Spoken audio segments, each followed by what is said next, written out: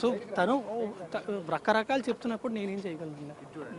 అంటే ఇప్పుడు నిజం సంబంధం లేనప్పుడు మీ ఫ్లాట్లో తనని ఇన్ని సంవత్సరాల పాటు ఏమండి రెప్యుటేషన్ ఎక్కడ పాడవుతుంది, ఎందుకు రచ్చలు, ఎందుకు మనకి ప్రశాంతంగా ఉందాం అని మాత్రం భయపడి లేదండి.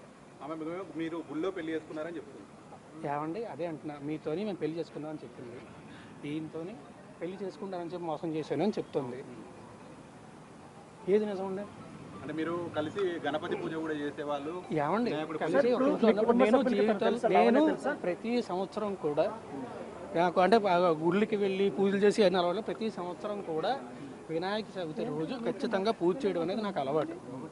అంటే ఒక్క రోజు మాత్రం ఖచ్చితంగా చేస్తాను. గణపతి పూజ చేస్తారంటే పెళ్లి చేసుకుంటే చేస్తారు కదా? కాదండి, మీకు గణపతి పూజ పెళ్లి చేసి చేస్తారు. గణపతి పూజ చేయడానికి పెళ్లికి సంబంధం ఏంటంటే ఏమంటే ఇద్దరం కలిసి ఒక ఇంట్లో ఉండేవాళ్ళం అండి. ఒకే ఇంట్లో ఉన్నప్పుడు నువ్వు బయటకు వెళ్ళి కూర్చొని ఒకరిని పూజ చేస్తాను అనలేం కదా. ఎందుకు సార్, ఎందుకు ఇద్దరు ఒకే ఇంట్లో ఉండాల్సి ఏమంటే వివరణ live in relationship back then చెప్పా కదా అప్పట్లోని. తెలుసు మా పేరెంట్స్ కూడా పరిచయం. ఓకే, మా పేరెంట్స్ కూడా పరిచయం. ఈ లావణ్య తమ్ముడు మీతో డబ్బులు తీసుకోవడము, డబ్బులు అడగడం మీకు నేను కంప్లైంట్ ఇస్తానండి, మొత్తం స్టేట్మెంట్ అనేది కంప్లైంట్ అన్ని ఇస్తాను. ఇచ్చిన తర్వాత మొత్తం ప్రొడ్యూస్ రేజ్ చేసినప్పుడు ఏమైనా సెటిల్మెంట్ కి ఏమైనా పిలిచారా మీరు? సార్ కొద్దిగా ముందు లావణ్యకి సెటిల్మెంట్ చేస్తామని చెప్పారు. ఏం సెటిల్మెంట్ అండి?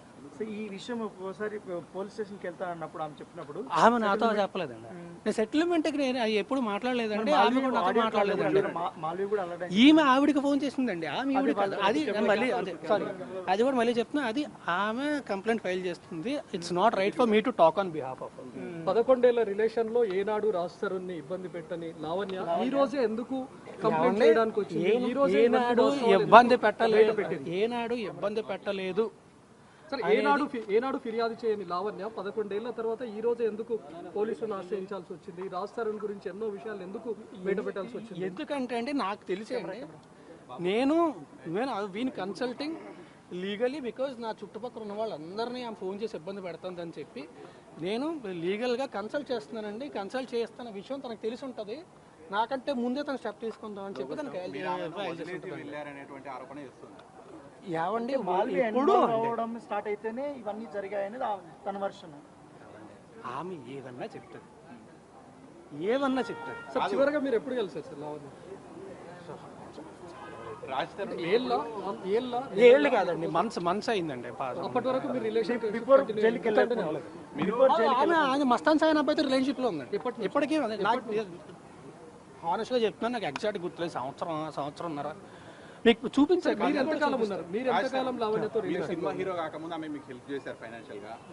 ఫైనాన్షియల్ గా కాదండి, వాళ్ళ ఫ్రెండ్ ఇంట్లో ఉండనిచ్చింది. మీరు ఫేమస్ అయిపోగానే ఆమెను వదిలేసి లేదండి, అది దానికి మధ్యలోని 14 ఏళ్ళు అయింది. నేను చెప్తున్నా కదా, నేను కంప్లైంట్ ఫైల్ చేసి మొత్తం నా స్టేట్మెంట్స్ అన్ని సబ్మిట్ చేస్తా, ప్రాపర్గా కంప్లైంట్ ఫైల్ చేసి నేను కంప్లైంట్ ఏం ఫైల్ చేశాను అది కూడా మీడియా దగ్గరికి వచ్చి అందరికీ చెప్తాను. మీరు ఇప్పుడు ఒక సినిమాకు దాదాపు 2 కోట్ల పైగా తీసుకునే రెమ్యునరేషన్ వరకు నేను సినిమాకి 2 కోట్లు తీసుకుంటే చాలా బాగుంటుంది.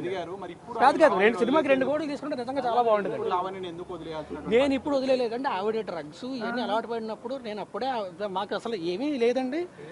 గత 7 ఏళ్ల నుంచి కూడా. ఆ తర్వాత ఆవిడ మస్తాన్ అబ్బాయితో రిలేషన్షిప్లో ఉందండి. నేను అప్పుడు ఏంటంటే ఆవిడ సంగతి నాకు తెలుసు.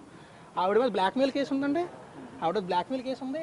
ఈవిడ మస్తాన్ అబ్బాయి పెళ్లి చేసుకోవాలనుకుంటూ పెట్టిన కేసు ఎఫ్ఐఆర్ నా దగ్గర ఉంది. నేను చూసాను, నేను చాలాసార్లు చెప్పాను, చాలాసార్లు చెప్పానండి. ఓకే, నేను అన్నిటికంటే ఎక్కువ నాకు అలవాట్లేదు. నేను మామూలుగా ఏంటంటే ఎక్కడైనా చూస్తే ఫస్ట్ ఏంటంటే భయపడి వెళ్ళిపోతుంది. ఇప్పుడు వాళ్ళు ఇంట్లో లేకపోతే ఎక్కడైనా ఉన్న దగ్గర చుట్టూ చేస్తున్నప్పుడు వాళ్ళని నేను ఆపలేను కూడా. నేను చాలాసార్లు చెప్పాలి ఏమండి, బాధ్యత గల హీరోగా పోలీసులకి చెప్పాలండి, ఖచ్చితంగా చెప్పాలి. కానీ పోలీసులకి చెప్తే మళ్ళీ నా రెప్యుటేషన్ ఎక్కడ దెబ్బతింటుంది, వీళ్ళు ఏం రచ్చ చేస్తారు, నేను అది ఒక్కటే భయపడ్డాను. సార్ ఇన్ని రోజుల్లో లావణ్య ఎప్పుడైనా అంటే మీడియాకి వెళ్తానని లేకుంటే చాలా సార్లు అండి ఆల్మోస్ట్ ప్రతిరోజు ఇదే టార్చర్ ఉండేది నాకు. లేకపోతే నేను ఎప్పుడో వచ్చేవాడిని ముందుకి, ఇప్పటిదాకా ఎందుకు ఆగుతాను? చాలా సార్లు. ఇప్పుడు లావణ్య తల్లిదండ్రుల నుంచి మీకు ఏమైనా బెదిరింపులు వస్తాయి? ఓన్లీ లావణ్య మాత్రమే? ఆమెతో కూడా ఆమె ప్రతి దగ్గర బ్లాక్ చేసింది. ఆమె నాకు ఫోన్ రావట్లేదండి, నా చుట్టుపక్కల ఉన్న ఫ్రెండ్స్కి వీళ్ళందరికీ ఫోన్లు చేస్తాను.